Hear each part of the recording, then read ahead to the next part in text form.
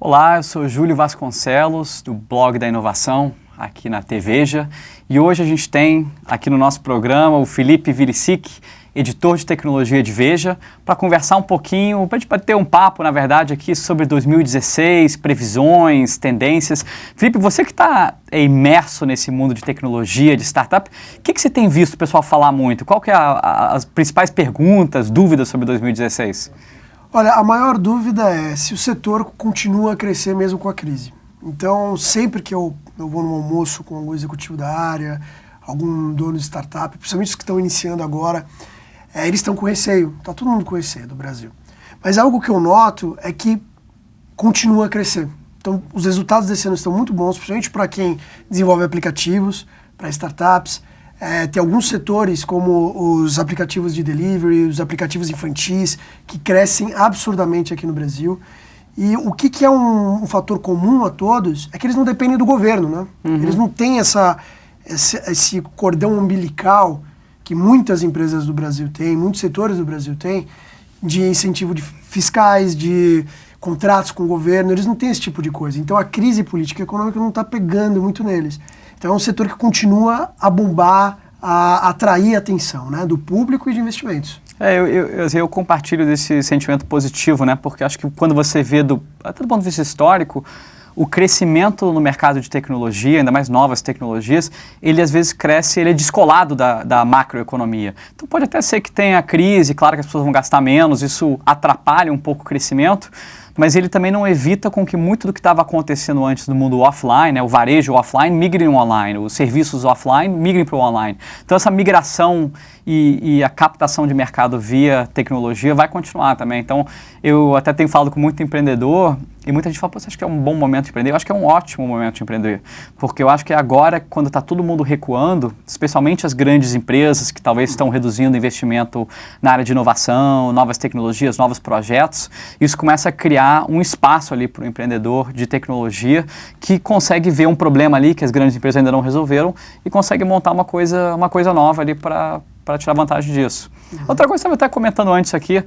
estava falando que na sua família tem muito engenheiro, né? E você está vendo muita gente até saindo do Brasil, né? Para morar fora, trabalhar fora.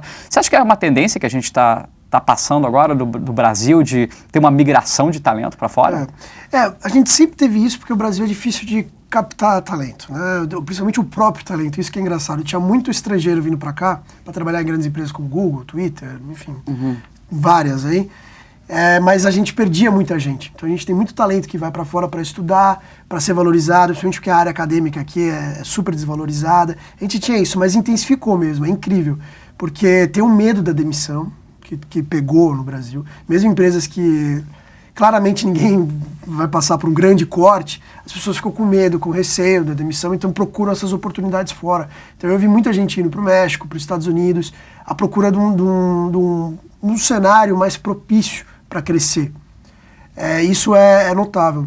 Agora, uma coisa que eu queria te perguntar é que, assim, dentro dessa crise, uma coisa que ficou muito clara é que a política pode prejudicar um pouco a inovação no ano que vem. Algumas coisas podem travar. O que você acha que vai acontecer, por exemplo, com o Uber, com esses aplicativos que precisam de leis, precisa que agilize a legislação? Eu acho até que é uma questão que não depende tanto da crise, é uma coisa que sempre que tem uma tecnologia, um modelo de negócio que é muito disruptivo, né, há interesses já pré-estabelecidos e que tem muito a perder, né, no caso do Uber e transporte acabam sendo essas máfias de táxis, né, que hoje conseguem deter muito do valor criado pelos taxistas, né, pelo motorista, que muitas vezes é um permissionário que aluga um táxi para poder dirigir.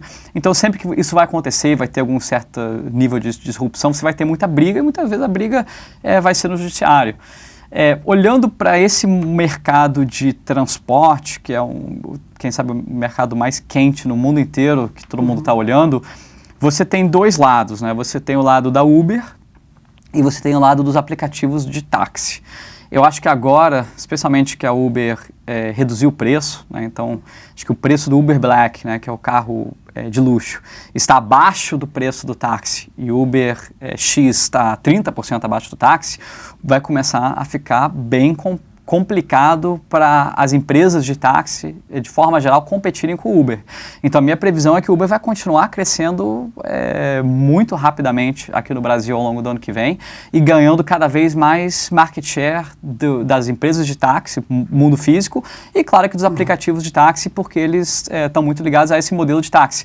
E eu acho que do outro lado do táxi, você tem hoje duas grandes empresas de táxi. Você tem a 99 Táxis e a Easy Táxi. A gente tem visto muita consolidação lá fora. Então, os dois grandes players, por exemplo, na China, juntaram as empresas e hoje estão brigando contra o Uber lá fora. Eu acho que essa é uma possível movimentação que poderia acontecer aqui no Brasil, esse tipo de consolidação.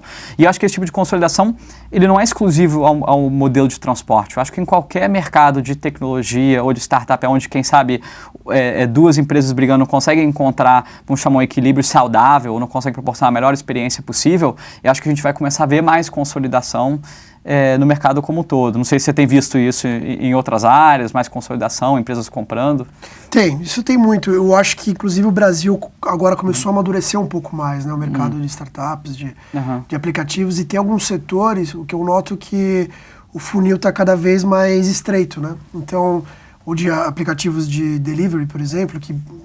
Delivery de comida. De comidas, delivery de comidas bombou, né, nos últimos anos. Isso. Surgiram vários, tinha muitos players locais, né, um no Rio Grande do Sul, aí outro que só atua em Minas Gerais, um outro mais forte no interior de São Paulo. Então surgiram esses pequenos players. E agora você vê que eles estão sendo canibalizados, que os maiores começaram a pegá-los, né, a adquiri-los, e naturalmente o mercado vai se fechar. Eu acredito que é um pouco do que aconteceu com o e-commerce, com os sites de leilão, né, que todo mundo conhece como de leilão, apesar de não ser exatamente isso, no passado, que uniram, se uniram depois de que o mercado começou a amadurecer, que não tinha mais espaço para todo mundo, né? As pessoas começaram a lembrar de uma, duas, três marcas, não tinha como outros crescerem, né? Então eu acho que muitas vezes você tem essa economia, ou esse ganho de escala, né, de você poder juntar duas empresas, e eu acho que também tem uma coisa do mercado de delivery, e de certa forma, talvez até do transporte que a gente está falando antes, onde as empresas elas ganham muito pouco por transação, né? Então, você tem ali comissões, vamos chamar de um pedido de 8%, 10% por pedido, pedidos médios de 30, 40 reais.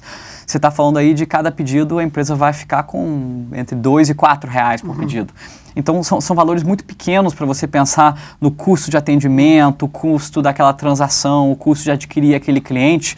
Então, se você não tem uma escala muito grande, né, do ponto de vista da empresa, eu não estou falando de 100 mil pedidos e nem 1 milhão de pedidos. Tem que ter muito além de 1 milhão de pedidos para essa empresa, de fato, se tornar uma empresa relevante e grande o suficiente. Então, acho que a consolidação também começa a justificar o fato da forma que os economics dessas empresas funcionam, né?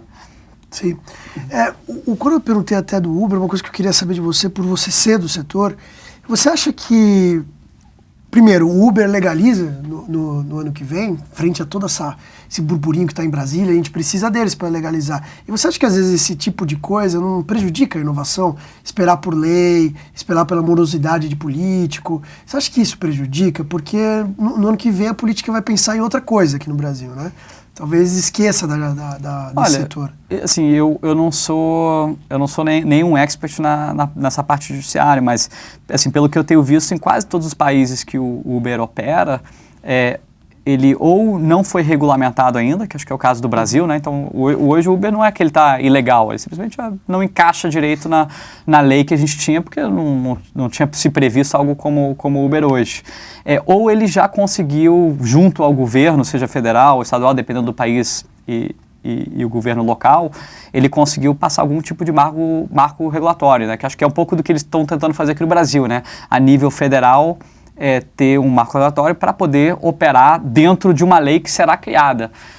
Eu imagino que com essa crise política que a gente está, isso não vai estar na pauta do governo tão cedo. Então, eu imagino que vai demorar um pouco de tempo para a Uber eventualmente conseguir passar alguma lei como essa. Mas eu acho que o fato dessa lei talvez não passar não vai impedir com que a empresa continue a operar, que é o que a gente tem visto até agora, né? Então, você vira e mexe, vê alguma liminar do judiciário, alguma lei local que tenta bloquear o Uber, tem aquelas brigas sempre no judiciário, mas até hoje eles têm tido sucesso e continuam operando em todas as cidades que eles lançaram aqui no Brasil. Acho que são 4 ou 5 cidades. E eu não acredito que isso vai parar no ano que vem. Então, embora é importante ter a lei do seu lado, até hoje a gente não viu que o fato de você ser uma coisa que não é prevista ainda na lei impede deles de crescerem. Tomara que pare a violência, né? Isso é importante. Você tem visto bastante isso, né? Muita agressão de taxista, enfim, interesse contra o Uber, mas... Enfim, acho que sempre que você vai ter um pouco dessa disrupção, né, atrapalhar o mundo de alguém vai ficar chateado e aí vai ter violência, vai ter de tudo, né, para tentar parar você. Agora, outro assunto que você entende muito, que é redes sociais, né, comunicação. Eu acredito que hoje, algo que o nosso espectador sempre se pergunta é: qual vai ser a próxima rede social? Né? O que vai ser a próxima coisa que eu vou usar? Porque toda hora muda, né? Uma hora é o Snapchat, outra hora... Agora todo mundo fala do Periscope. O que você acha que vai ser a onda do ano que vem? Olha, eu não sei se rede social é a palavra que eu usaria, mas vamos falar dessas plataformas de comunicação e compartilhamento. Acho que o Facebook está aqui, vai ficar, né? E de certa forma acaba comprando todos esses caras que de alguma forma poderiam ameaçar o domínio deles, né? Então, primeiro foi o Instagram lá atrás, né? Você até conhece muito bem a história com o seu livro. Depois foi o WhatsApp, há poucos anos atrás. E acho que vai continuar um pouco nessa onda do Facebook tentar dominar qualquer forma de comunicação ou compartilhamento. Acho que a grande exceção a isso, de uma empresa que o Facebook já tentou muitas vezes comprar, mas nunca conseguiu, é o Snapchat. E o Snapchat está crescendo, continua crescendo que nem louco. Ainda está um pouco nichado nesse grupo mais jovem, né, de teens e gente ainda na faculdade, ou até mais jovem, mas eu vi um dado agora recente de que você tem quase o mesmo volume de vídeos sendo assistidos no Snapchat do que no Facebook.